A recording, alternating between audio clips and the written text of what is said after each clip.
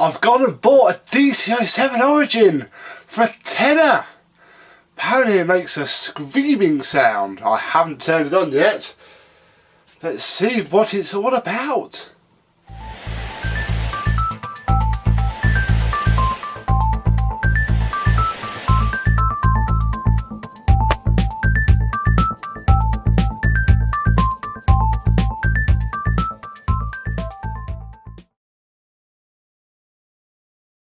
Yes, hello my Dyson cleaner chums, how are you today? Yes, I actually went out and, well, I wanted a Dyson. Amy's cousin has moved into a new house, so I thought, well, what better housewarming present to give them than a new vacuum cleaner, because they have a DC01 that I gave them years ago, which they had in their little flat.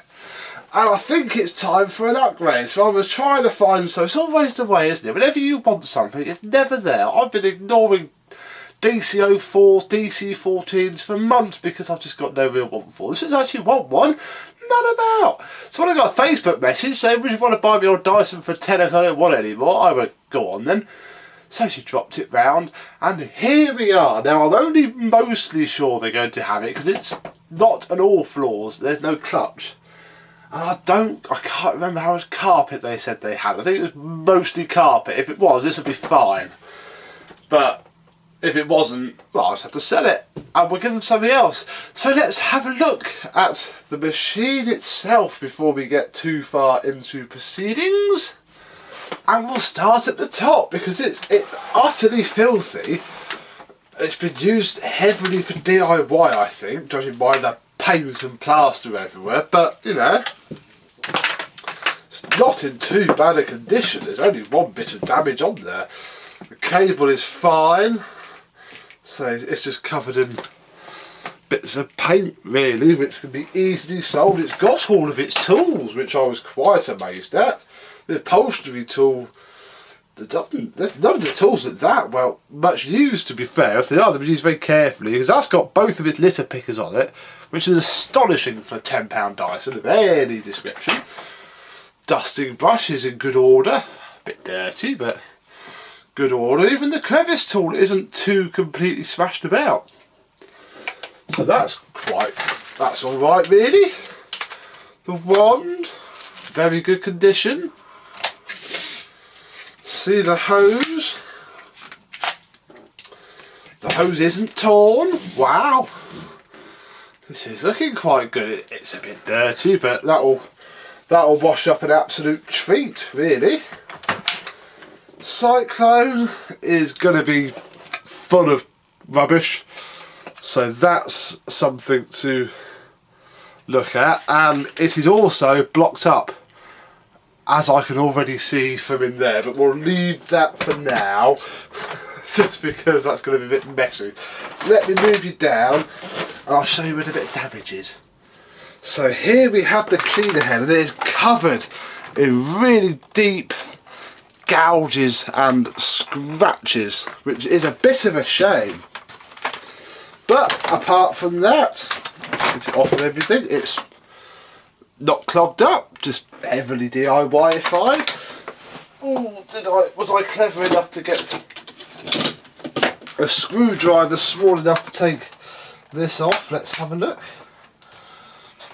They always break these tabs. Can't say I'm that fussed because it'll still do its job. F1, 2, come on.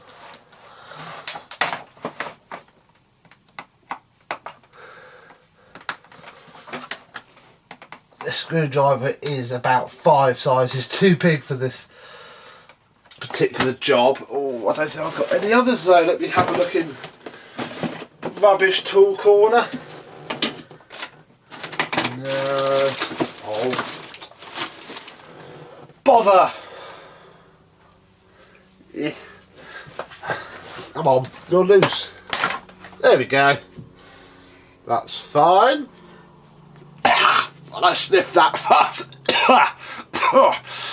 Doesn't smell of fire, but that's pretty dead, I'll be honest. Oh. We'll put that back on.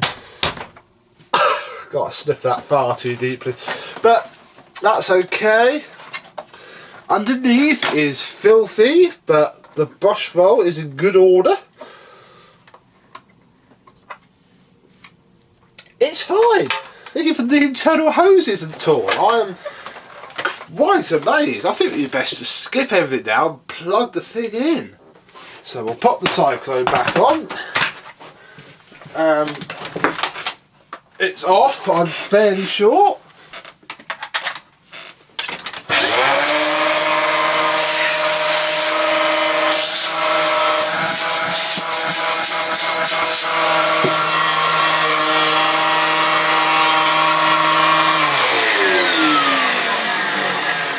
It works fine. I think I've even worked out what the screaming, she said it was screaming might be. The base plate isn't on completely properly. If we just knock these off here, that front corner wasn't clipped in properly. You can tell they've done DIY work. Look, there's a staple. So I think what we need to do is put the base plate on properly. I mean, these are always a little bit noisy. The belt is probably more than overdue for replacement. And the brush roll bearings themselves are going to be dry as anything. But let's just see.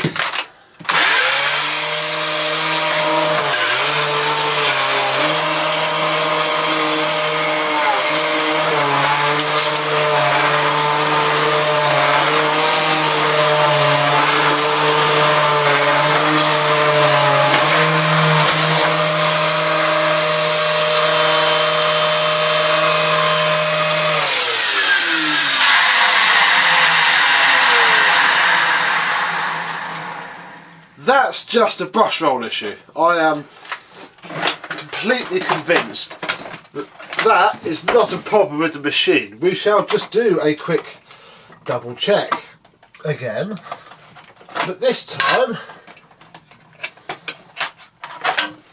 we'll take it out and turn it on.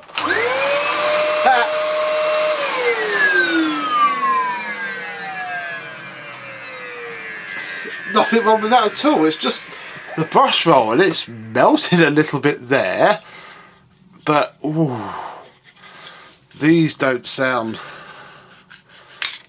100% healthy. Well, that's not going to help for a start. That's not going to help at all. I want to be a little bit careful with these bearings because I don't want to crack the brush roll itself. Ow, come on. Yeah, no, oh!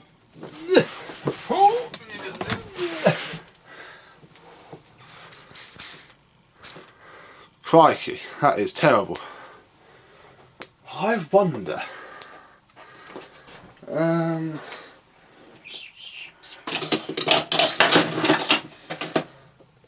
Bear with me, I'm just going to go and find a really small screwdriver and we'll do the polish trick which you have seen on my channel before. Let's just take the other bearing out, which is actually seized. Smash. That is seized up. That's the problem. Right, hang on. Here we go, so I'll put this copy from 2014 of Classics Monthly down, and I found a small screwdriver.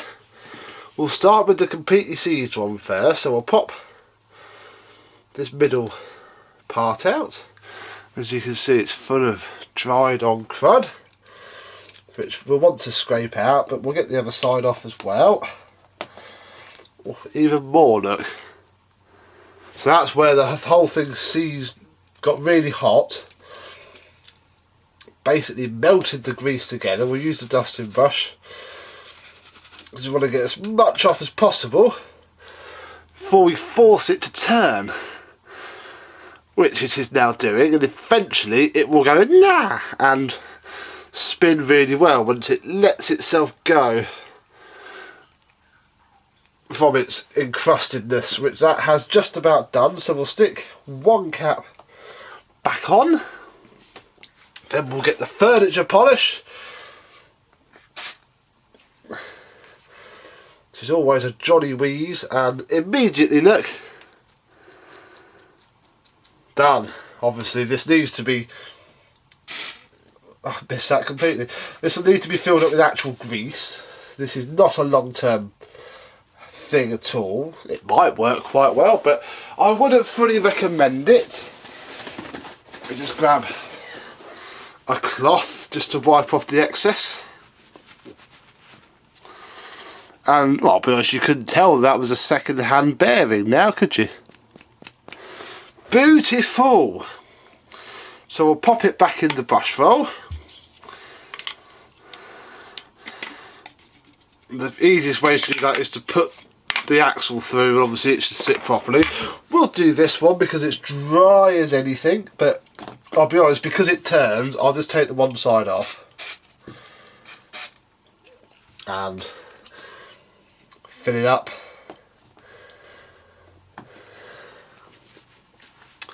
Give it a clean. Oh, I'm not going to scrub that off fully, but you can see that would also look like a brand new bearing. Were you so inclined as to care, which you shouldn't be, I'll be honest, as long as it spins. Already that's better. Right, where did the belt go when we took it off? Here's the belt. It is very stretched. Genuine Dyson belt though. It's probably not horrific. I don't know. Oh, I do look. Because DC01 belts are the same belt.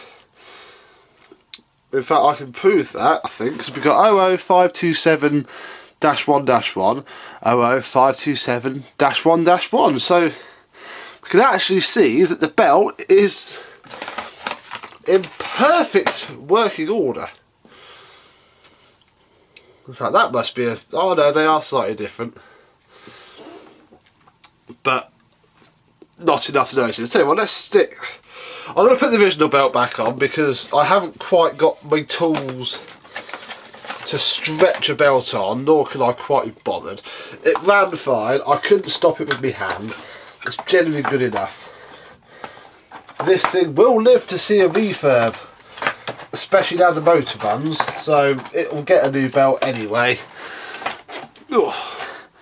when we get that far. So we shall do a little bit more. There we go, so you can see what I'm doing. We just basically got to push the belt. I can't help you see this bit, I'm afraid, because it's very fiddly. Ow. Over the motor spindle. I twisted it, that was silly.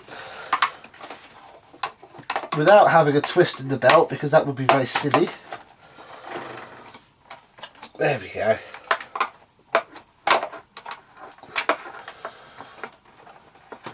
No, there we don't.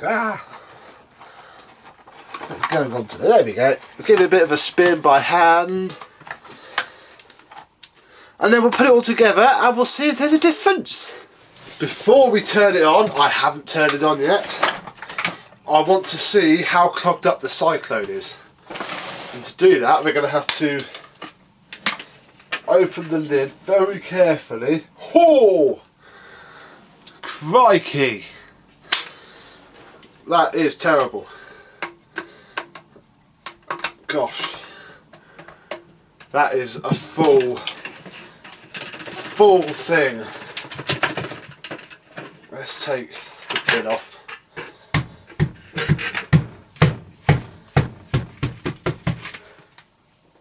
Crikey, that is utterly stuffed full. I'm going to pile it all out on the floor, but I'm going to do this off camera because it's very messy, and then we'll make it suck it up. Oh, it stinks. I found the right size Torx driver to do this a little bit easier, so we can take off the top handle, but I want you to see what that looks like. That is a stuffed full.